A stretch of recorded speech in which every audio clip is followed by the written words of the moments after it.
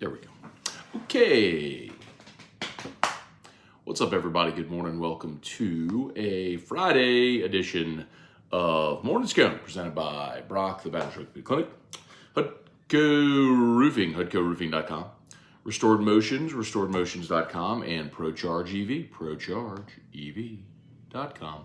All right, hope your Friday's off to a great start, everybody. Beautiful day. Cold morning, but a beautiful morning.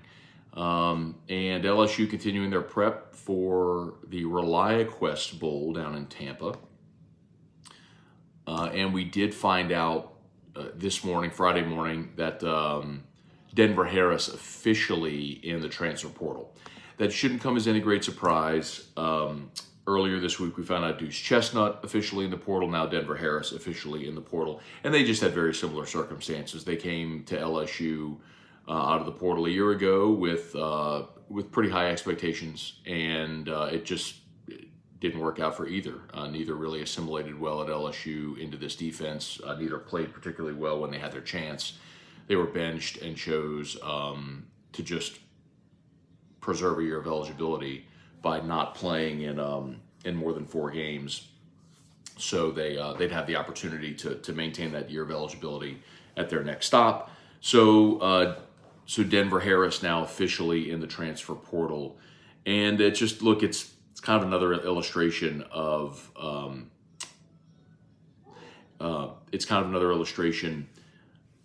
LSU missed a year ago in the portal. You know, they played the portal and they missed.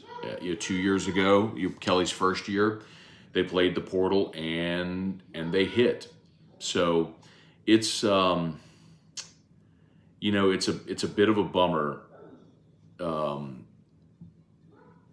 but I also think, this is one of those things. What happened this year with the portal has reinforced to Brian Kelly that he needs to build this program through the high school ranks and not try to build it through the portal.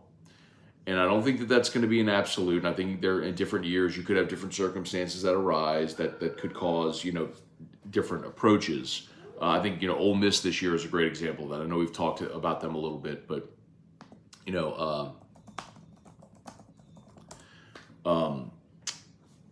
the fact that Ole Miss is going so ham on the portal this year is kind of in a circumstance where they're kind of pushing all their chips to the middle of the table, where they're all in, realizing they have a manageable schedule. They've got a veteran quarterback returning, Judkins, Trey Harris, all that stuff. So against a manageable schedule in the 12-team playoff, they're all in this year. And so it may come to that with LSU one year, but for the most part, it's pretty clear that Brian Kelly is committed to not having to do what they did the last 2 years, which was go so heavy in the portal because that's how you had to build your roster. I think what LSU is committed to doing now is you build. And by the way, I don't know that it was ever Brian Kelly's desire to have to do that. It was out of necessity to get closer to your 85 scholarship number, but the last 2 years have been just such a great illustration of how it can go really well for you in the portal and how it can go very poorly for you in the portal.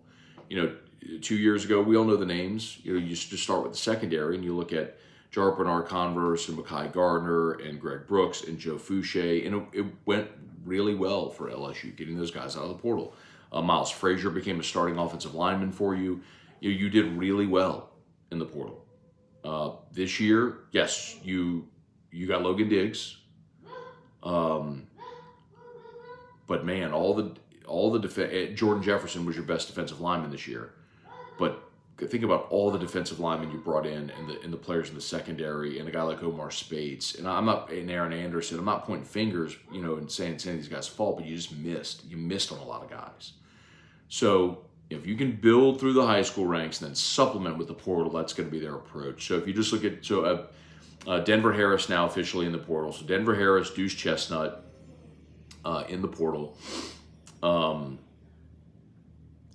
Trey Bradford, Bryce Langston, Marlon Martinez, Ty G. Hill, Armani Goodwin, Quincy Wiggins, Fitzgerald West, Jackson McGowan, LaTerrence Welch. I said him, sorry. And I think that's it, unless there's someone else I'm missing. But, you know,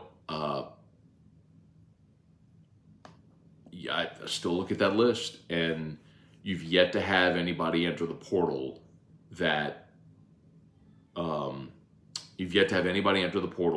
you see as a starter. That's a real contributor. I mean, people are high on the potential Quincy Wiggins has, but he hasn't realized it yet. So, you know, LSU really has only lost depth in the portal, which is why it's important to continue to recruit at a high level, you know, in the high school ranks. Okay, let's say some good mornings. I did have a few conversations yesterday about Lance Hurd as well, and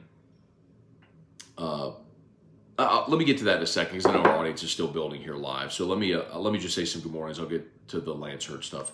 Kirk Taylor, Truax, what's good, man? Kurt, what does the part-time job at the station entail? Mostly, Kirk, I'm looking for part-time board operators, producers that can work nights and weekends and fill some shifts when our weekday producers are out. And if I find someone that's ambitious and we can grow, that's sort of the objective there. But the hours stink, the pay stinks, and the jobs aren't glamorous. But that's how you grind in media till you get an opportunity to make it into a career. There's a war of attrition. Jerry DeLucky, what's up, Jerry? Jerry, by the way, okay, real quick, y'all. By the way, some unfortunate news. Don Juan is closed on New Year's Day. So we will not be doing Whiskey and Wine from Don Juan. Very unfortunate. So no Whiskey and Wine from Don Juan. The good news is T-Bob and I are going to do Whiskey and Wine. And we might, Gulf South just said Whiskey and Wine from Scone's backyard. That is a very distinct possibility. If we can't find an on-premise location that makes sense for New Year's Day, then we will do it here. We've already got the show sponsored, so we're doing the show, but it's not going to be at Don Juan, unfortunately. It is at this point most likely to be at Casa de Scone, but we might end up, if we can find another poolside with the frogs. If we can find another location, we will. Thad Landry, good morning. Josh DeVilliers with Denver Harris announcing, wouldn't we have heard about Lance Hurd by now if he was going to transfer? No. So okay, very quickly on Lance Hurd. So I did make some phone calls yesterday on Hurd. And I think it's exactly what Billy Embody had reported, that it's an NIL thing. Here's what, without giving you every single detail, which I can respect the need and desire to keep some of this certainly off the record. But Lance Hurd, clearly he's a 5-star offensive lineman, got an NIL deal when he signed with LSU. And I believe he has people in his ear telling him he could get more. And so he's kind of testing the market and to see what he gets. To see what he's offered, which will be interesting to see, and I think that'll determine his decision, whether he stays or goes.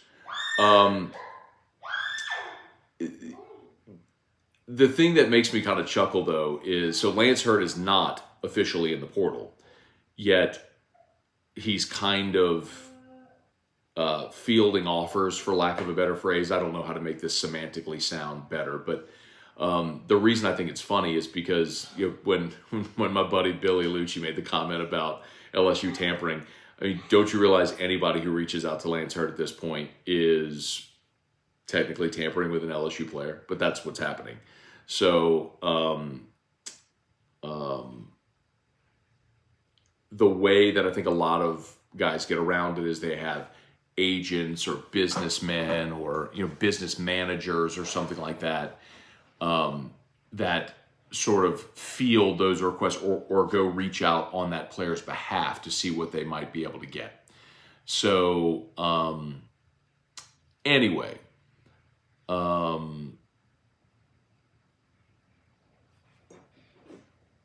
we'll see what happens with Lance Hurd.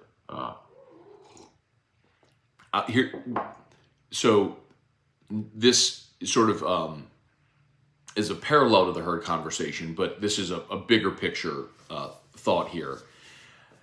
One of the real issues that you're seeing right now with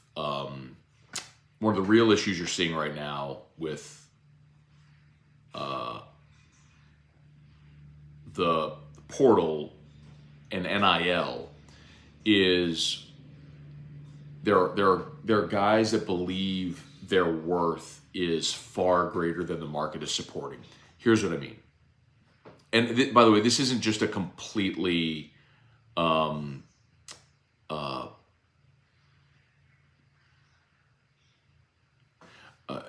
not totally putting this at the feet of On3, but like, so On3 has their NIL valuation, right?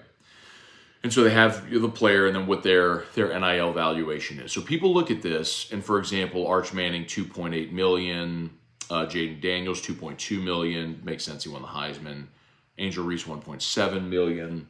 I think people look at that. Marvin Harrison, $1.4 million. I think people look at this and assume that's what players are getting. It's not just guys. I mean, look, Flage's on there. She's the 23rd highest player on the On3 NIL valuation at $1.1 million. That doesn't mean Flage has gotten $1.1 million. Doesn't mean she doesn't, but it doesn't mean she's gotten that or that's what a deal is worth. So, like Riley Leonard on here is 35th, and his NIL valuation is $912K. So basically, what you would be led to believe there is that a quarterback from Duke got $900,000 to go to Notre Dame. Now, I don't know what Riley Leonard got to go to Notre Dame, but what I am saying is there's a lot of players who look at those NIL valuations and believe the market is more robust than it is. So they go into the portal thinking, I'm gonna field all these offers and get so much more money, and then they realize the market doesn't actually bear that, which is why I think you see a lot of guys return to their school. I think that happened once already this portal season with an LSU player who was going to enter the portal and realized the market wasn't exactly what he thought it was going to be, and so decided not to enter the portal. And we'll see if that happens with Lance Hurd, or if a former 5-star offensive lineman gets whatever it is that he's hoping he can get. I don't know, but yes, it's as Billy Embody reported yesterday, it's an NIL situation with Lance Hurd. He's trying to see if he can get more money. So we'll wait and see, and he'll make his decision.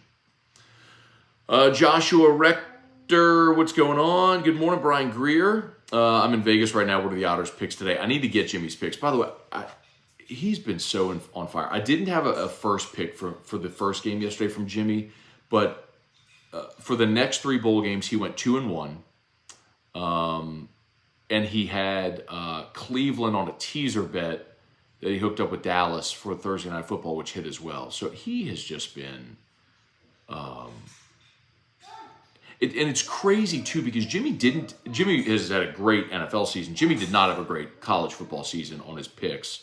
Because like on Football Fridays, Jimmy and Hanny and Max, and they give their 5-pack, and Jimmy was last by a wide margin. Like, he did not have a great season handicapping college football, but he has been in fuego on these bowls. I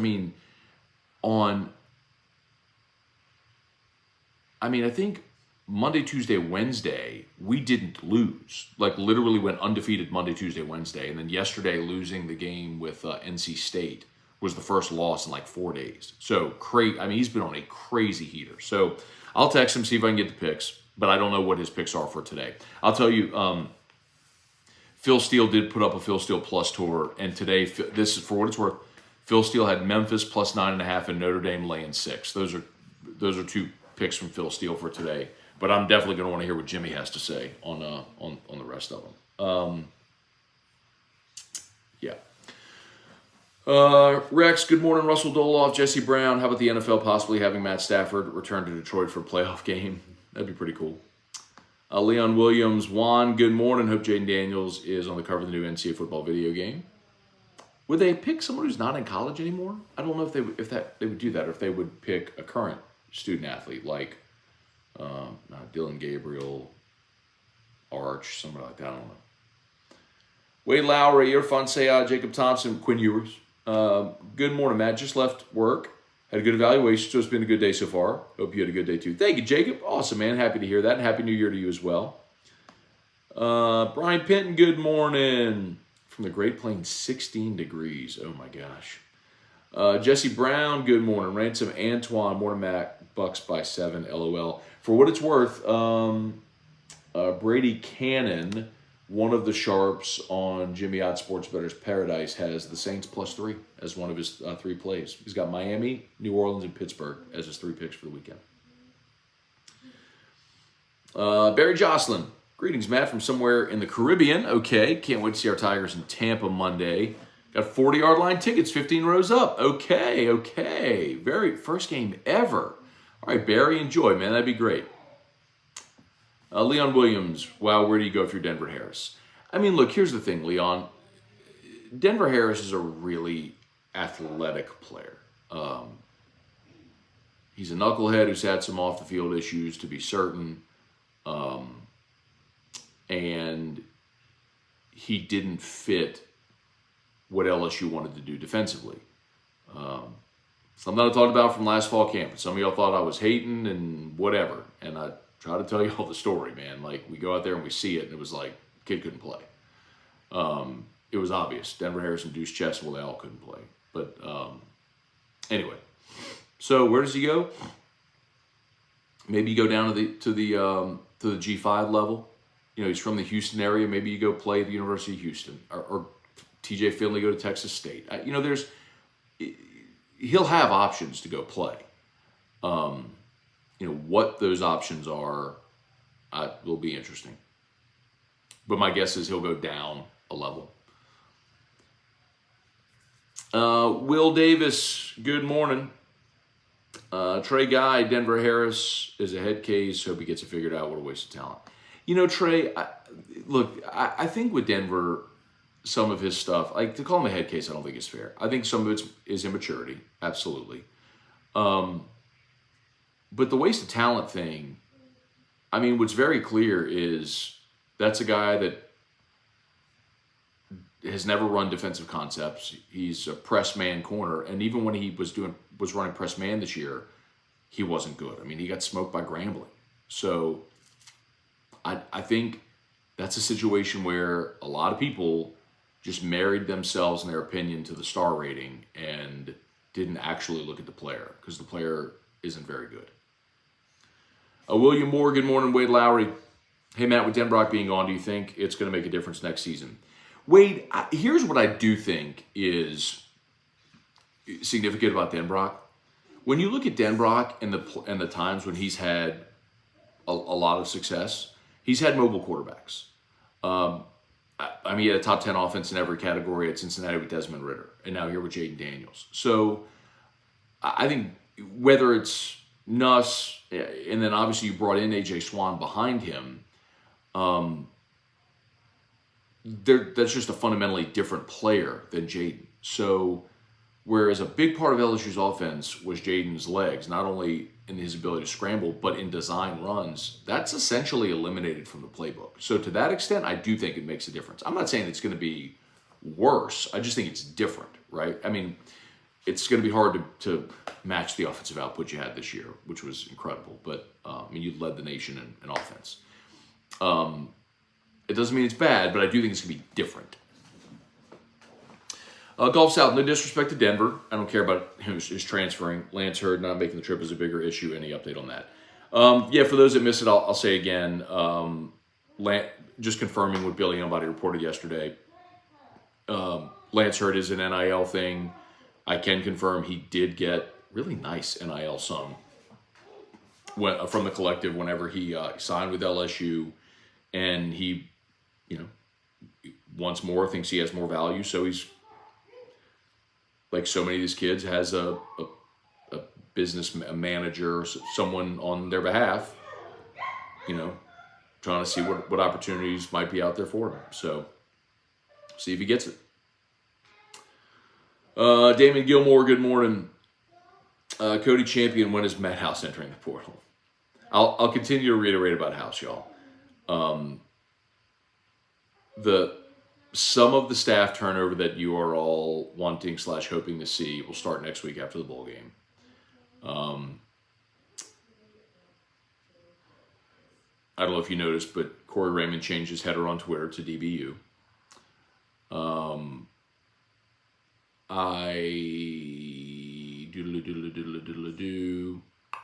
The thing with House specifically that I'll continue to say is wait for the NFL season to end. Wait for the NFL season to end, because if Matt House leaves, I think he leaves to go back to the NFL. If not, he's here for another year. Gregory Gordy, good morning. Let's see. Good morning, Matt. 4 rows of small batch or single barrel?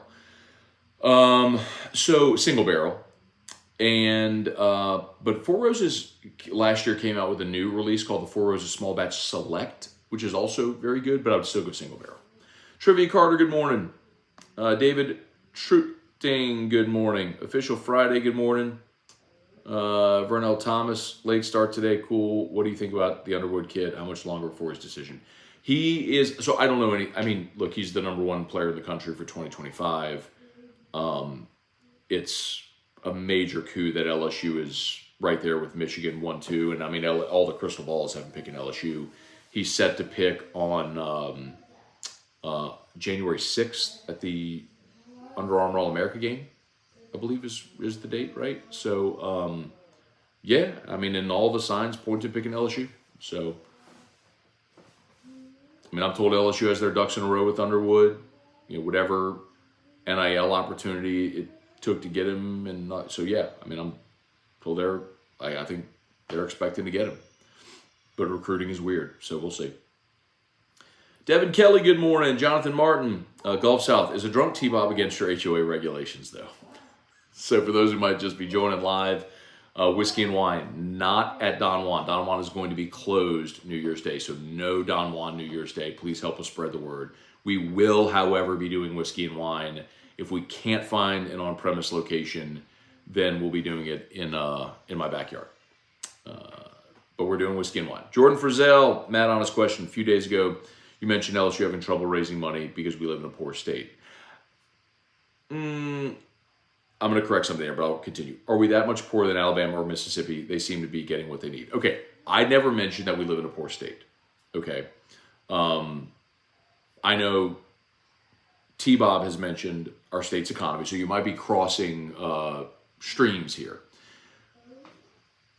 I didn't say that it's because we live in a poor state. I said it's because LSU doesn't have a long resume of wealthy donors, a long roster of wealthy donors. That is part of it. There are, A&M, for example. I had a conversation with an admin at A&M one time that told me on any given day at Kyle Field, there are 20 billionaires in the stadium. That's incredible, right? That's what I mean by LSU doesn't have a long roster of wealthy donors. It's not to say that there aren't wealthy donors and backers and supporters of LSU. There are, but there aren't as many. And so when LSU goes to raise money, so often they're going to the same people. And what I've reiterated over and over again, Jordan, is LSU had a very expensive sort of 2-year run where you fired Ed, needed to raise $17 million to fire him. You had to commit $100 million for Brian Kelly. You fired Nikki Fargas, hired Kim Mulkey. That cost you 2-3. She's since gotten a raise. Paul Maneri retires. You got to bring Jay Johnson over at $2 million, and now he's gotten a raise after winning a natty. You had to hire Matt McMahon and give him a 7-year deal. That on top of you raised money for the new athletic training wing, I guess, that they're building on the back of football ops. You understand my point? So it's been a really expensive couple of years. And then on top of that, Now you're trying to raise money for NIL as well. That's the point. I've never said because Louisiana is a poor state. It is. I'm specifically talking about the LSU ecosystem. Like, I mean, I will tell you, one of the wealthiest people in this state, who has been a benefactor of LSU, will not give to LSU athletics. Just does not give to LSU athletics. So it's not about state economics. It's literally about LSU athletic supporters. It may seem subtle, but it is an important distinction. Rex, let's see. Hurd was the guy Brian Kelly was impressed with when he claimed he plans to unseat Will Campbell. Yeah, and I think Lance Hurd has the potential to be a really good player. He's a massive human. He was a 5-star, and I think he's got a great future here if he stays. I also look at next year, and if Hurd is gone, I'm not. By the way, I don't know if he's staying or going. I don't know. I do know it's an NIL play. He's trying to get more NIL money. I mean, that was first reported by Billy Embody. I can confirm that.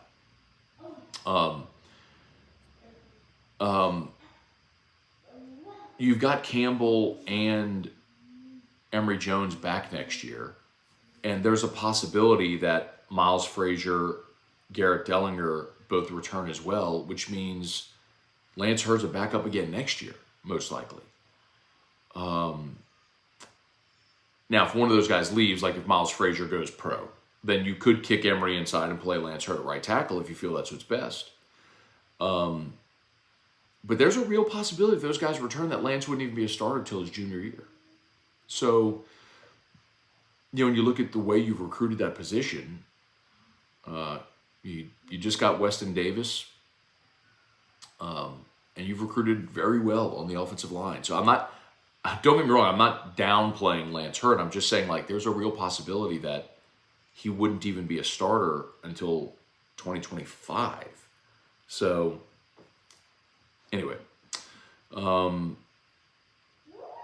Christian, good morning. Ken Johnson, Hurd feels like an NFL pro not showing up for fall camp. That's a good comp. Daniel Roof, morning, Matt. With Harris and Chestnut gone, do you think guys like Stamps and Toviano will get the bulk of the DB reps? Keep in mind, Daniel, Harris and Chestnut haven't been with the team since October anyway. So I really don't think much changes with what really is the difficult part is LaTerrence Welch was a guy getting a lot of reps.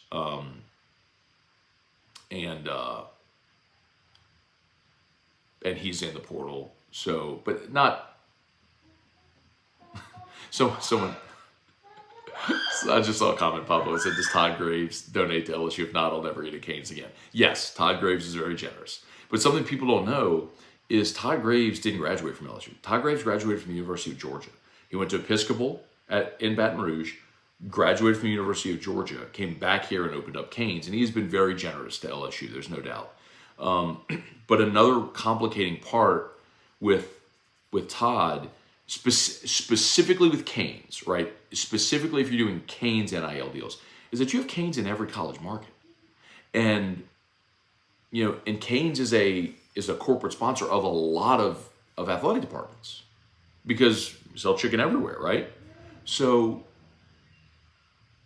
in some respect, he can't just load up NIL deals with LSU players when Canes is in all these other SEC and college markets as well. So, for Todd specifically, there's a lot of there's certainly a large portion of funding that goes to the collective that is not specifically earmarked for Canes. Like you see the Jaden Daniels Canes commercials, right? That's separate from what Todd gives to the collective. Taz, I think any quarterback the Saints would have failed because we have no identity in bad play calling. Okay. Taz, like I said before, man, I don't think that there was a better option for this year than Derek Carr.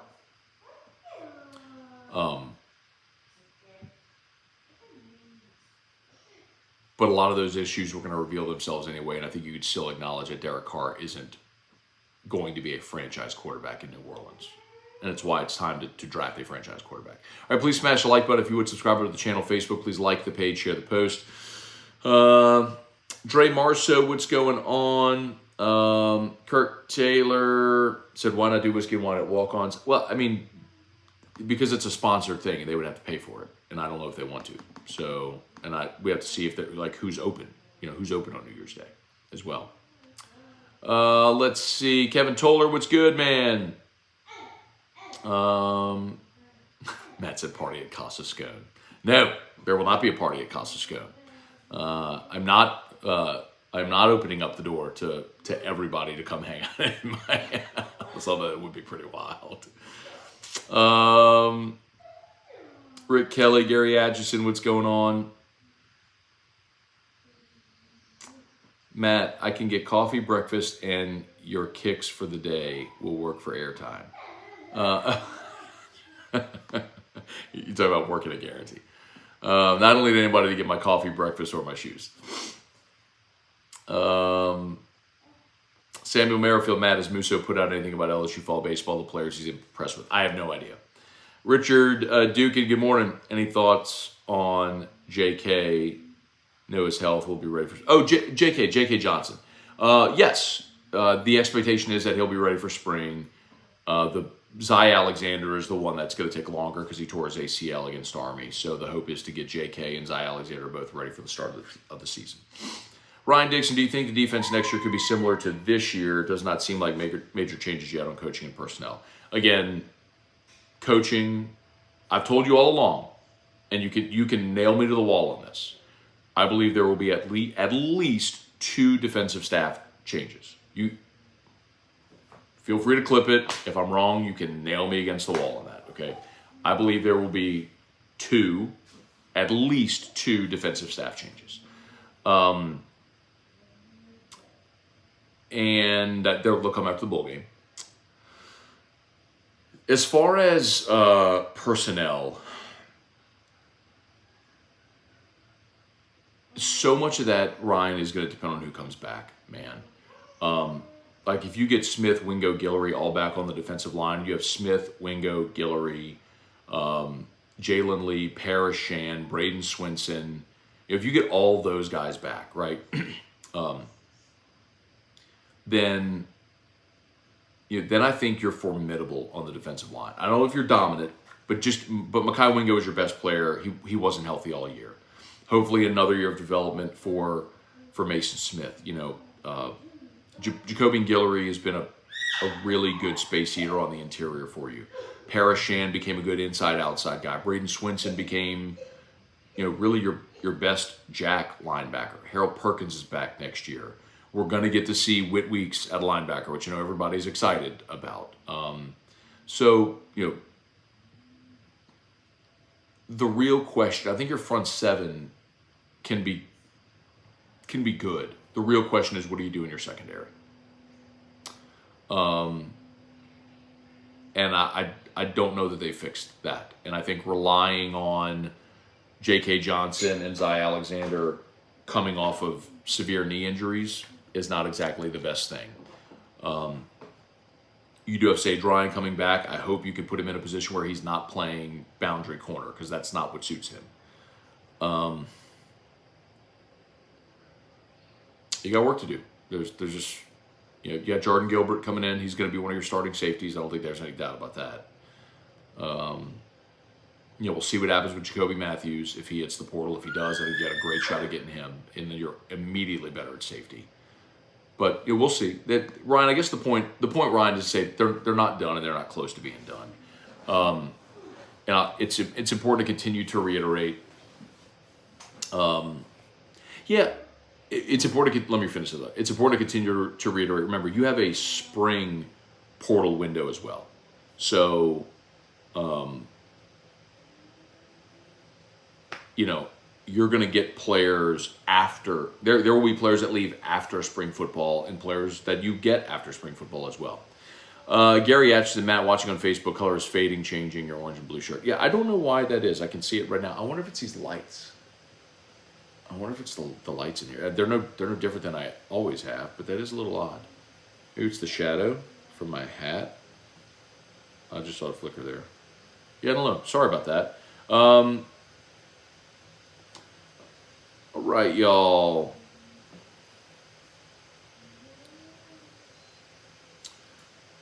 Okay. Deborah Coward, good morning. Edwardo got the crabs. If Lance Hurd is just chasing money, let him go. Good riddance. As Brian Kelly said, they're like guys that believe in we, not me. So there's a part of that is true. Well, hi. I thought you'd be coming when you heard that thing beep. Right, hang on. Hey, do you want to wait? You want to tell Dad Show hi? You want to come say hi to Dad Show? No. You don't want to say hi? Hey, wait, come tell him hi. Wait, where are you going? Hey, what do you see out there? No. Come see. Let's tell Dad Show hi. Come see. And then you can go play and watch your iPad. You gotta tell everybody hi. You gotta say good morning, okay? You gotta say good morning. Okay. Well, what do you say? Hi, Dad. Say good morning. Good morning, Dad. Hey, what day is today? Friday. Do you love Friday? Yes. Okay, he is aching to get away. He wants to go play. Okay, you can go play. Well, thank you for saying hi. We'll see you later. I love those jammies. He's got little crawfish on them on the back, like on the butt. It says trap door.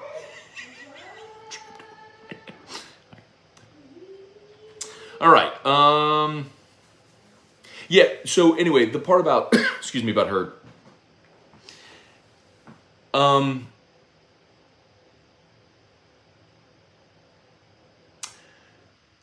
Yes, they want Hurd back, of course. If it were a circumstance like last year with Harold Perkins coming off an All-American season, and like you do what you have to do, right? The fact that LSU is kind of saying, "We'll go see what you can get," is kind of indicative of this. Like, doesn't that, like, intuitively, like, doesn't that speak volumes about the situation? Taylor Hudson, good morning. Gulf South, good morning. Let's see, did Bama give Eli Ricks an NIL deal just to get him away from LSU, or did Saban really plan to play him? I'm asking because he would have been cornerback one here, rode the bench at Bama. There's two things with the Eli Ricks situation I know that happened for a fact. Number one, he got zero NIL dollars here. Now, keep in mind that was the first year of NIL. In 2021, his last season in Baton Rouge was his first year of NIL, and he got hurt. That's the other part that nobody talks about. Ricks had, I think, 2 shoulder surgeries, and he hurt the shoulder again at Bama. So he tried to play through the shoulder injury here, and then it got to the point where he was playing injured, and it was affecting his, like, you weren't better with him on the field playing injured, and so he shut it down, had the surgery, went to Bama, and had the same shoulder problem. So I know NIL was a part of it, that he looked at it from being 5-star number 1 cornerback in the country and had no NIL deals. But keep in mind, that was before collectives were really formed and organized. That's when NIL was like what NIL was supposed to be, when it was just really, can you do a deal with a player and get him NIL money? So that was a little bit of a different situation. And even though it was only 2 years ago, the whole landscape of NIL has just evolved so much in a year, right? Brian Russell, what's up, Matt? Tuning in from ATL. Media Media Days, Brian Kelly's first year. Very cool. Appreciate that, Brian. I guess that would have been in Atlanta, yeah? At College Football Hall of Fame? Can Bo Davis please change his header to DLU? Listen, I've been very transparent about this. I have heard the Bo Davis stuff. I believe where I got it from is totally legitimate. I know there are people internally at LSU that are pushing to get Bo Davis here, but I feel like I've heard that story. Gosh, it feels like every offseason I hear the Bo Davis story. So, you know, the door is open. Jimmy Lindsey had his medical episode. I know Jimmy wants to return to the field. I don't know if that's. By the way, I'm saying this in the literals. Like, I don't know if that's going to be possible. I know he wants to return to the field. I don't know if that's possible. As I read the situation, it feels like Jimmy Lindsey is probably on staff. In an off-field role, and they bring in a defensive line coach. I know there's a lot of people pushing for Bo Davis. Bo Davis is at Texas. Texas is in the playoff. Could you get him away from Texas? Could you get him back home? There's a lot of moving parts there, right? I mean, whenever you talk about coaching stuff, all coaching conversations, there are so many variables that play into getting deals done. So I would love it if Bo Davis came back. Yes, I mean, if you added Corey Raymond and Bo Davis to this staff, and there are people internally pushing to do just that. I mean, I've said that. That's not anything new. We'll see what they can get done. But if you add Corey Raymond, Bo Davis to a staff that has Frank Wilson on it as well, you become a recruiting monster again. And not to mention the fact that those are great technical football coaches as well. Bo Davis on the defensive line, Corey Raymond in the secondary, Frank coaching the running backs. Yes. Anyway.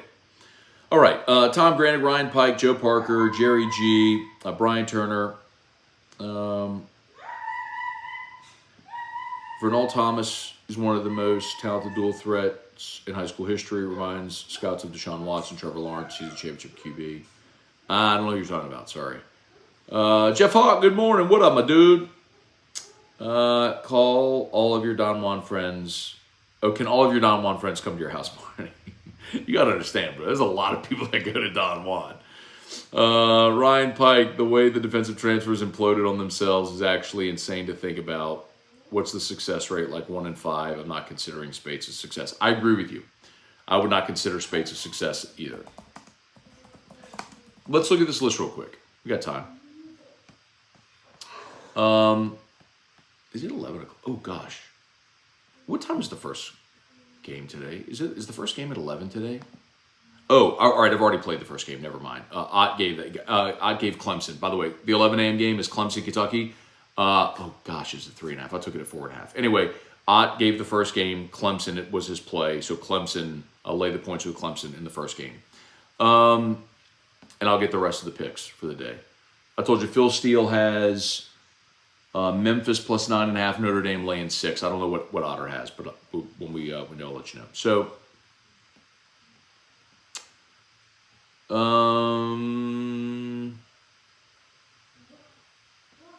all right, so here were your incoming guys last year. Mason Lunsford didn't play. Logan Diggs was a hit. Andre Sam started but didn't play great, right?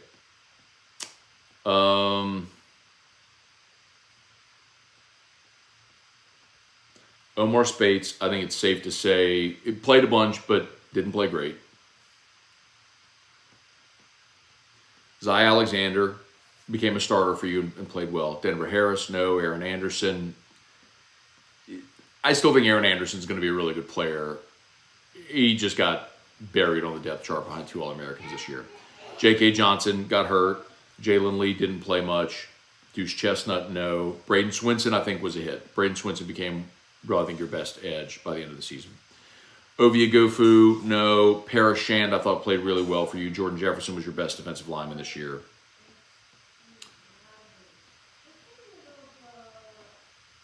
So you hit on 5 of your... Let's see, you hit on 5 of them? And your best player, Logan Diggs? Jordan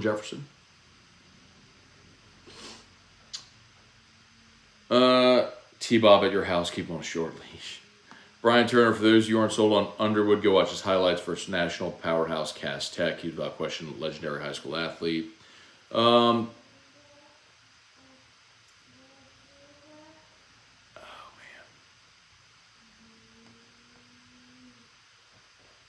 Trey Guy, Matt, when should we arrive at your house for whiskey and wine? You might need help controlling T-Bob. Let's see. We also paid Pelini a ton when we fired him. The buyout for Pelini house needs to be donated to the collective. Tom Granick, where is all the money from the SEC go? I know into the budget, but still. So Tom, remember, like, I'm assuming you're asking that in the context of NIL. So the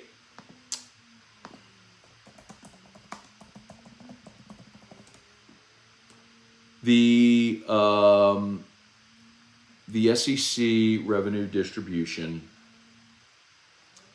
for fiscal 2023. Whoops.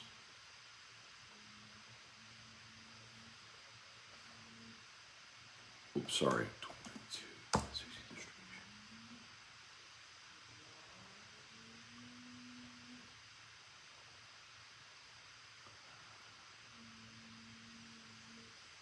So the SEC this past May distributed $49.9 million in revenue per member. So every SEC school, when they went to Destin and they got their check, they got 49.9, so $50 million bucks. So every SEC school got $50 million this year.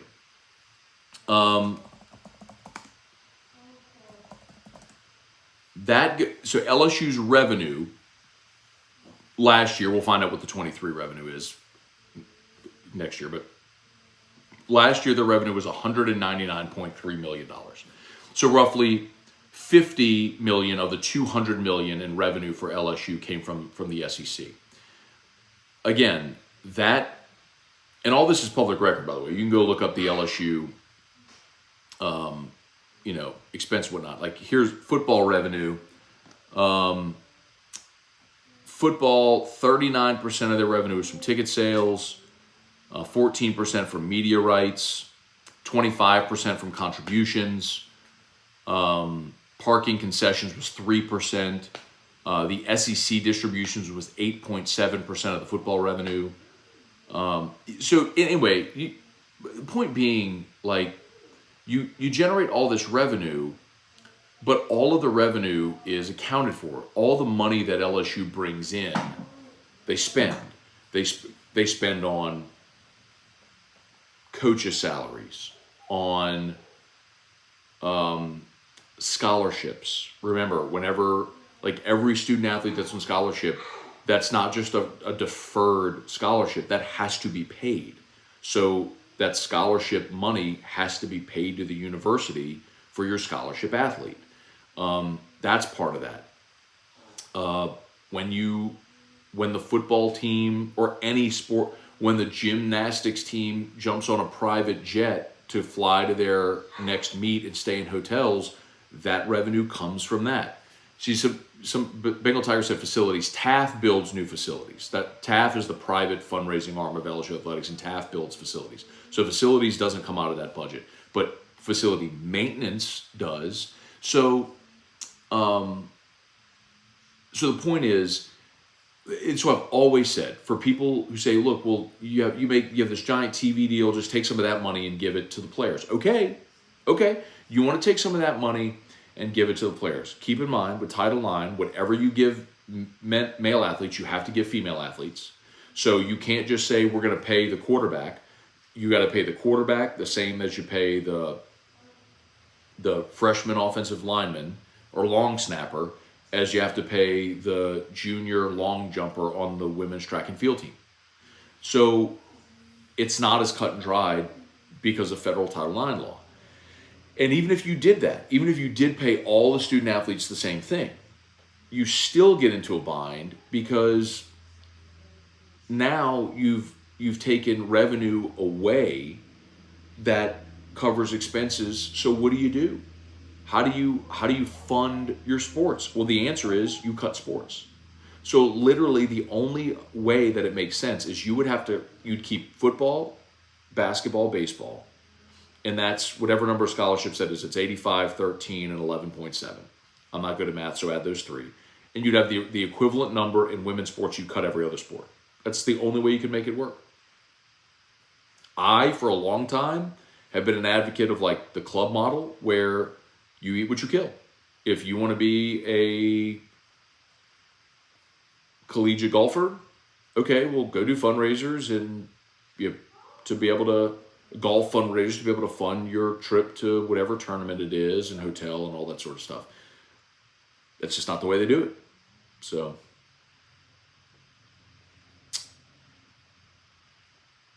Ryan Dixon, let's see, McMahondale has been a flop. Ryan, next year will be a real indicator. You have to keep in mind with Matt McMahon, the reason they gave him a 7-year contract, which is unheard of, is because nobody was going to take this job because you had the threat of NCAA sanctions looming over you, which is why they gave him a 7-year deal. So last year, when you had 0 scholarship players, you were punting last year. That's just bottom line. I mean, you last year was a complete and total punt. This year is more like year one. So what you would normally consider year one. We'll see how they do and how they progress throughout the year, toward conference play, whatever. Next year is when they'll have their first real high school recruiting class coming in with some good players. Next year will be the year, and I'm not telling you they got to go make a run and get to the tournament and all that stuff. But next year is going to be a real indicator about the progress of the basketball program. Like I think we ignore or we forget or just neglect to acknowledge what Matt McMahon inherited. I'm not sitting there sugarcoating y'all. Last year was atrocious. This year ain't looking much better. I get it. I get it. But you have to also remember in context, he inherited a program where literally all 13 scholarship players either went pro, transferred, or entered the portal that he had to re-recruit. I mean, he had 0 players 2 weeks into his tenure. That's like the death penalty, man. It's the closest thing to it. What's the over/under on T-Bob ending up in Scone's pool after the bowl game? That's a good question. I would say over/under. I would say the odds. Let's say odds plus 350. It's cold, and there's no reason really for him to jump in the pool. I think if he gets, if you all prod him enough and he's drunk enough, he definitely could do it. But I don't know. All right, let me go to the bottom and then come back, because I know I'm like 20 minutes behind on comments. So I'm going to go to the most recent comments and then work my way back up. Gulf South, did LSU have to secure Brian Kelly's entire $100 million from donors to have it sitting in the account? No, but it's commitments on paying it. I really want to see how Brian Kelly is going to address the coaches on the defensive side of the ball after Monday's bowl game. Again, there's one very obvious one that I've told you about, and you should all know it at this point. And the other one is Bo Davis, and we'll see if they can actually get that done. I don't know if they can. Again, I firmly believe, I know there are people that are pushing for it.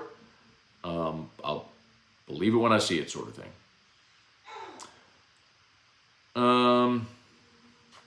Guy Brooks, I hear Sloan will be in the mix, but I'm not sure Brian Kelly's in that camp. There is no doubt Joe Sloan wants the OC job. There is no doubt at all. Joe is a young guy who's ambitious, who wants to be a head coach. He is on the upward trajectory, right? And when you have a season like this where you're the quarterback coach of the Heisman Trophy winner, it only elevates your status, stature, awareness of you and the job you do. So my opinion is I find it really hard at LSU. This isn't just a Sloan OC thing. I've said this about everything with LSU, where when you're LSU and you've had the amount of success you have, you don't have to take a risk. Go find a proven play caller at the Power 5 level. They did this with Jake Peetz. When Ogeron went and asked Joe Brady, who should I hire to run your offense? He said, you need to hire Jake Peetz. We hired Jake Peetz, never been a play caller, and the offense wasn't good. So I like Joe a lot. I'm pulling for him, and I think he will be a head coach one day. And maybe this is the time to give him that opportunity. But I'd feel much better if, he had 3, 4, 5 seasons of success as a G5 play caller to say, okay, come on. He was an OC at La Tech for 3 years, but only one of those seasons, the last season there, did he call plays. And they were in the 70s in total offense. So, and look, I get it. There's a lot of circumstances. Who are you playing? What's your talent level like? I get all that. But, there are more fail-proof options. That's all I'm saying. But yes, I have no Joe Sloan. I know Joe Sloan wants the job for sure, and that's not like that's any breaking news. He's an ambitious young guy who wants to be a Power 5 OC and then a Power 5 head coach. Ryan Dixon, Whiskey and Wine at Scone's house. Drew doing up the crawfish. He already geared up the Weller lineup ready to roll. I don't know if y'all can see it, but I have replaced my Weller 12. I got it up there. Bengal Tiger. Let's see. Elijah Steele joining late. The other day, someone asked you who you'd want as OC. You said you hadn't thought about it. I was curious if you come up with anyone. I mean, Elijah. I gave out 4 names the day Denbrock took the Notre Dame job. Sloan, Joe Brady, who I know there are LSU boosters that are pushing for Joe Brady. I don't know if Joe Brady's leaving the NFL. I don't believe Joe Brady's leaving the NFL. Tommy Rees and Chip Long. Chip Long might be a little bit of a wild card, but Chip Long was an OC for Brian Kelly for 3 years, and they had some pretty dynamic offenses. And he, by the way, Chip Long's also a great recruiter. They kind of needed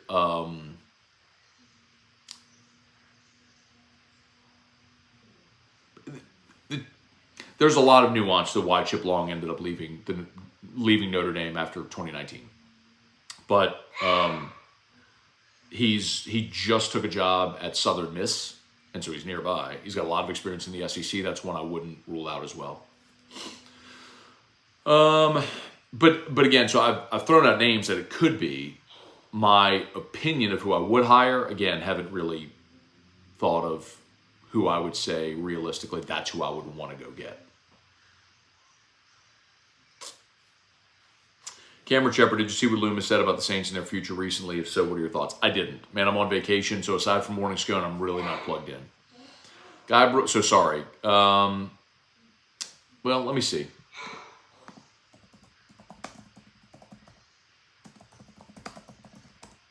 What did he say?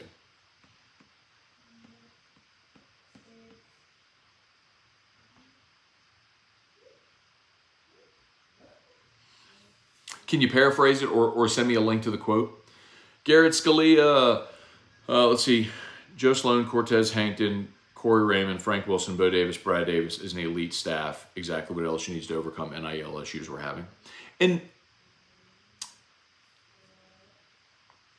Gary said, why would Lance Hurd not play in the bowl game, then decide to transfer or not?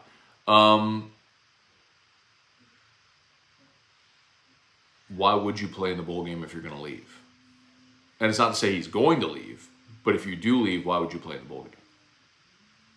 I mean, bowl games are glorified exhibitions. I've said this for years now. Bowl games have been revealed now to all of us to be what they are. They're glorified exhibitions. The benefit of a bowl game really is the 15 practices for the guys that are coming back next year. It's like another spring practice. You get the bowl practice, and then you get spring practice. So it's more about the 15 bowl practices for Nuss, I think, is awesome. Because that's 15 opportunities for him to go out there and take all the reps with the one, to lead the huddle, to be the guy, not look over his shoulder, go get reps, then go play in a game, and then come back in a few months and do spring ball with your 15 spring practices and have a spring game, and then come back for fall. And by that point, you feel like you're already established. So that's the benefit of a bowl game. Why would Lance Hurd play? Because bowl games don't matter.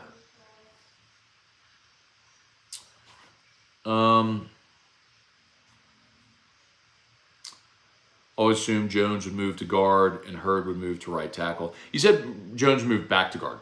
Emory Jones never played guard. Emory Jones was a left tackle at Catholic. He played left tackle at Catholic, came here. Will Campbell was playing left. They put Emory at right tackle.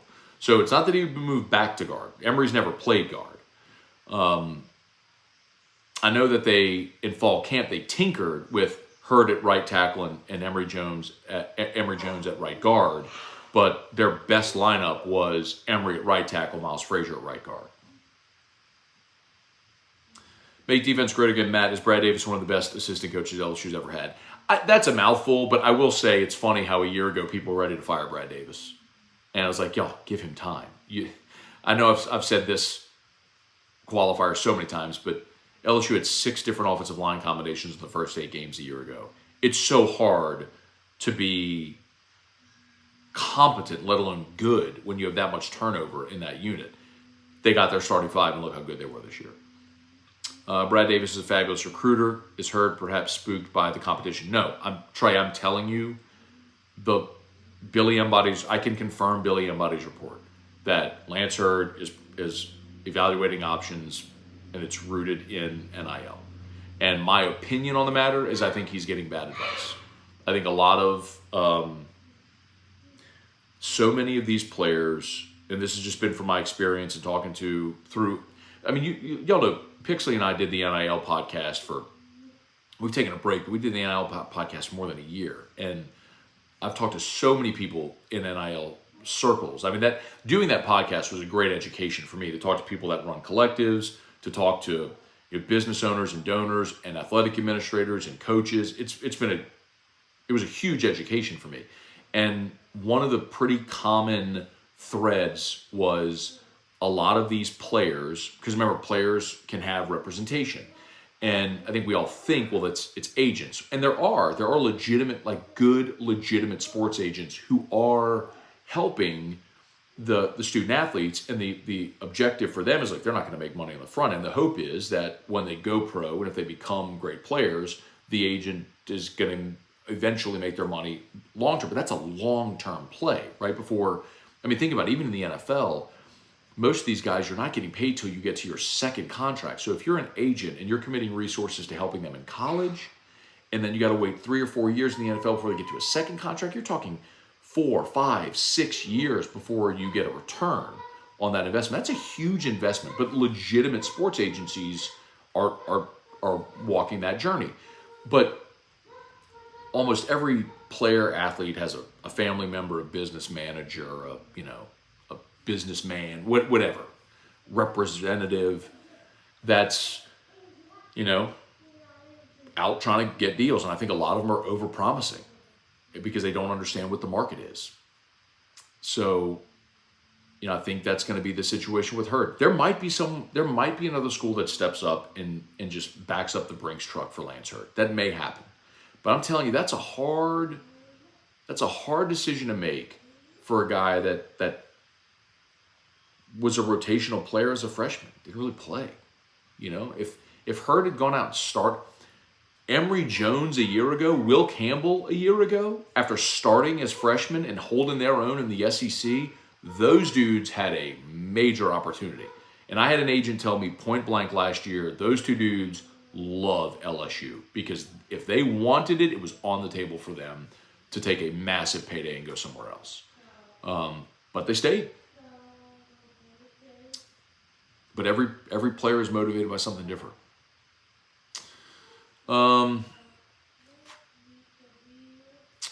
Louis Malhoy, if Hankton or Sloan doesn't get the job, do they leave? If neither gets the job, who does? Do we have a new OC after the NFL year ends? I think it's safe to say that you'll have a new OC in place before the February signing period. I would be surprised if you didn't.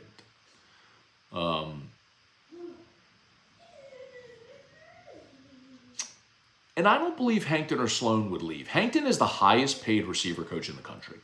Hankton was making $550 at Georgia. LSU's paying him $850. So Cortez Hankton is the highest paid receiver coach in the country.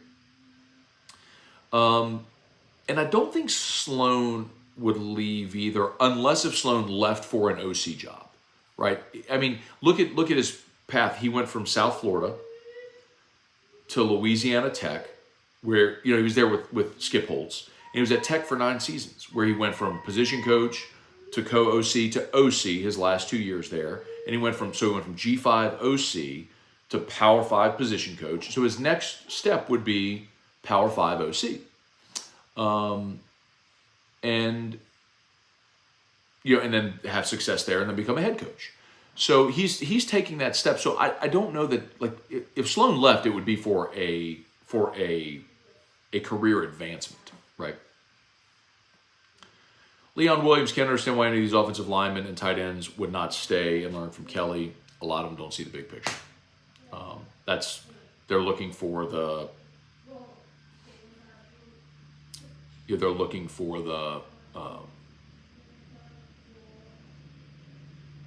short-term payout.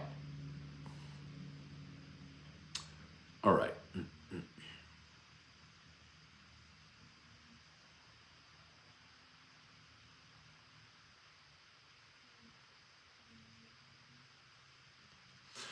Okay, a couple more here. Y'all, please smash the like button if you would. Subscribe up to the channel. As always, brought to you by Brock and Hudco. If you need an orthopedist, go to Brock. You need a roof, give us a shout at Hudco, HudcoRoofing.com. Well, we had a great year at Hudco. So really sincere thanks to everybody who's trusted us, who's given us an opportunity to earn your business. We really sincerely appreciate it. So Hudco Roofing, HudcoRoofing.com. Do business with someone you know, Hudco Roofing and HudcoRoofing.com. Also, I posted this yesterday. I'm going to post it again. Crystal Poche over at Restored Motions. She's running a Matt Moscona special. And it's good through December 31st. So if it's a 60-minute, 90-minute, 2-hour comprehensive body works that I've told you about with Crystal at Restored Motions, she's doing like a discounted rate for our audience. So if you're interested, I posted the link right there. If you're in pain, could not be more bullish in suggesting you just book a session. Just book a session and go. All right, Matt, if it came down to sacrificing other men's sports for football, would you be willing to do that? Me? Yes, of course. Of course. Because I am very much a free market capitalist. Like, I believe you should eat what you kill. I think football should operate as its own separate entity, and we will eventually see that. Separate from the NCAA, separate from Title IX exclusions. I think we will get to that point eventually. There's no reason for T-Bob to jump in the pool, but it's T-Bob. True. Yeah, that's a good point. David Bass. Let's see. I wonder if Corey is hired. Will he hire safeties? Will he get the safeties and cornerbacks coach? Yes. That was an issue before, that Corey wanted to coach the entire secondary, and that was one of the conditions of Aranda staying back in 2018, was he wanted to bring in his own, he wanted to bring in a safeties coach and split the responsibilities, and that did not sit well with Corey. Now, keep in mind, you have Robert Steeples coaching cornerbacks right now, and you have Kerry Cooks coaching safeties, and Cooks came over with Brian Kelly. So I don't know if Corey's hired, how that's structured. I don't know what they would do. But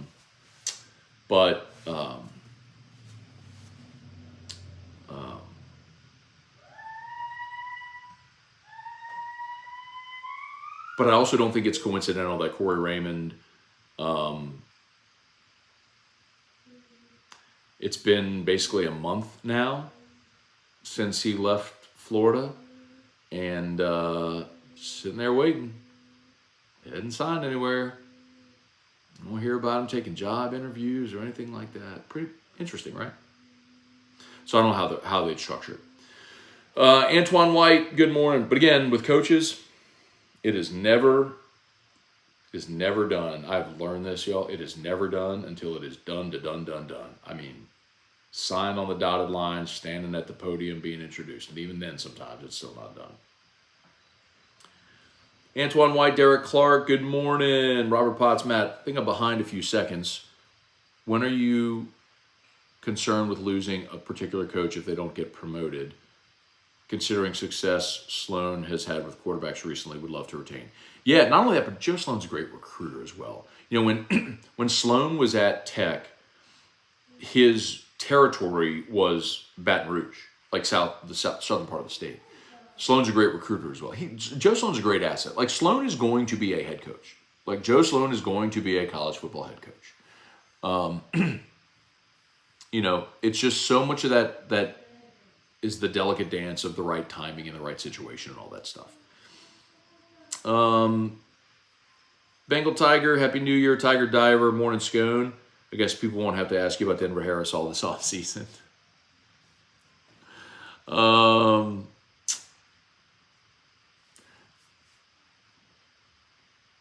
I mean, I'll tell you, there is a little bit of vindication there, and I wish the kid well, and I wish it had worked at LSU. But I mean, y'all, I wasn't guessing about Denver Harris. I mean, or Deuce Chestnut. When fall camp started, I mean, I spoke to someone on staff who was just like, "Those kids can't play." So, I mean, when someone on the coaching staff tells you they can't play, it's like, I don't think they're going to play. I don't care what the random person on Twitter is saying. Like, when the coach on staff is saying can't play, I'm like, yeah, no, probably not going to work out. That's usually a good indicator. Anyway.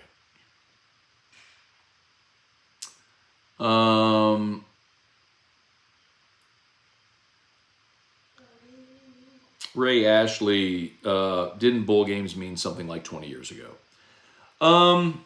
It's always been a farce, Ray. It's always been a money grab. They fooled the free labor into believing that it mattered, that it was some kind of reward. It's never been that. It's always been a cash grab. College football's postseason has always been outsourced to the highest bidder. That's not a true postseason.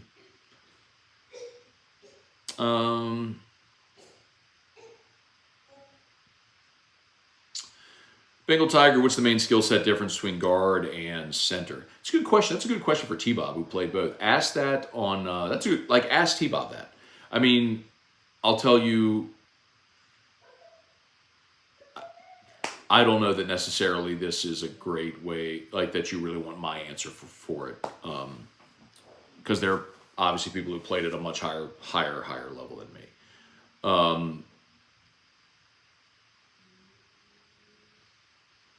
Center, the most challenging part is you have to execute the snap and then get your hands up. And it's, you have to have a very quick first step, because you got to snap the ball, get a hand up, get your second hand up to control, and get your feet under you while you have a giant human bearing down on you within a split second of the ball moving. So you have to have a very quick first step. Guards tend to be in line blockers, right? You're playing more in a phone booth. You have protection on either side, so it's just get into someone's pad and move bodies.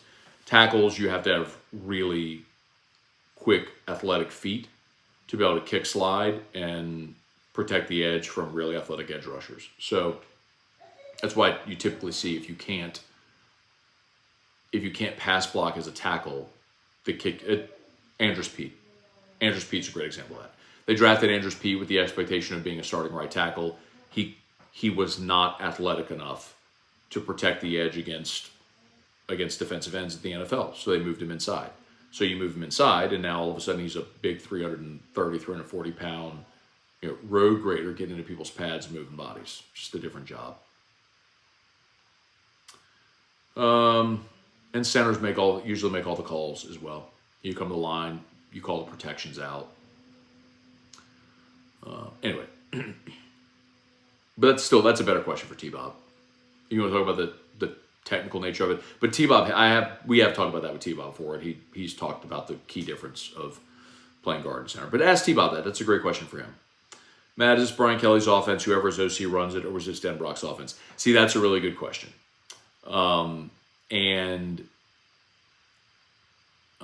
Speaking of which, T-Bob just texted me. That's a really good question. And I do think that is also part of the appeal for Denbrock of going back to Notre Dame, where Marcus Freeman is a defensive-minded head coach. So when you're the OC, you are basically like the head coach of the offense. Now, I will tell you, while the offense at LSU this year was collaborative, Denbrock called all the plays. Now, Brian Kelly could get on the headset and say, run it here, find a way. But Denbrock had autonomy to call plays. What I will be most interested in is how, we talked about it a bit ago if you were here a little while ago.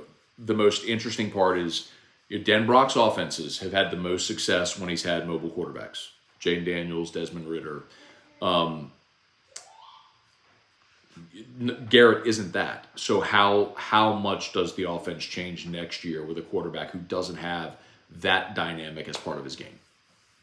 That's a really good question. And that's what I'm most interested in seeing. Whoever they hire is how does the offense change? Because you're still going to have good running backs. You're still going to have a great offensive line. You're going to have really talented receivers. What you're not going to have is the dynamic of a quarterback that you can call design runs for who could be a 1,000-yard rusher, right? If Sloan leaves, will Bryce Underwood go somewhere else? I have no idea. No idea. Like, I'm not the guy to ask about recruiting. Let's see, the latest on what Loomis said basically when asked about potentially drafting a quarterback. He said, quote, "It was a silly question to ask while we're in the middle of the season." I can understand him deflecting that. I didn't hear it, so I would need full context, but I understand. Like, he's not thinking about the draft right now. He shouldn't be. I wouldn't want him thinking about the draft right now. Let's see, JB, transfers should be able to play in a bowl game. It shouldn't count toward eligibility as far as redshirting. They changed that rule. Now, not incoming transfers, but they did change the rule to where the bowl game, like, so for example, Nussmeier 2 years ago in that Texas Bowl would have been able to play and it wouldn't have counted against his redshirt. They did change that rule. All right, let's see. Aaron Hornsby, good morning. All right, last one, Gulf South. ESPN had a quick bit about Ryan Ramczyk yesterday. Apparently he's thinking about retiring due to ligament damage. I think they said, haven't heard anyone local report that, though. Interesting. I missed it. I didn't see that. That would be a bummer, man. That, I mean, he was a guy who, at his best, was arguably the best right tackle, was in the conversation for the best right tackle in football. Boy, that would put the Saints in a lurch. So, don't know. Okay, I think we're done, y'all. Thanks so much for being here. As always, shout out to Brock, the Baton Rouge Orthopedic Clinic, Hudco Roofing, HudcoRoofing.com. Brock, remember their after-hours clinic is always open, so as an alternative to the ER, you can go to Brock nights and weekends. Right there on Bluebonnet in Baton Rouge. Got locations all over. So if you need an orthopedist, go to the best. Go to Brock. And of course, Hudco Roofing. We'd love to help you out. Hudco Roofing, HudcoRoofing.com. Hudco pinned there in the chat. Just click the link. And fill out the form on the homepage. We'll be in touch. Appreciate y'all so much. Have an awesome day. Go Tigers.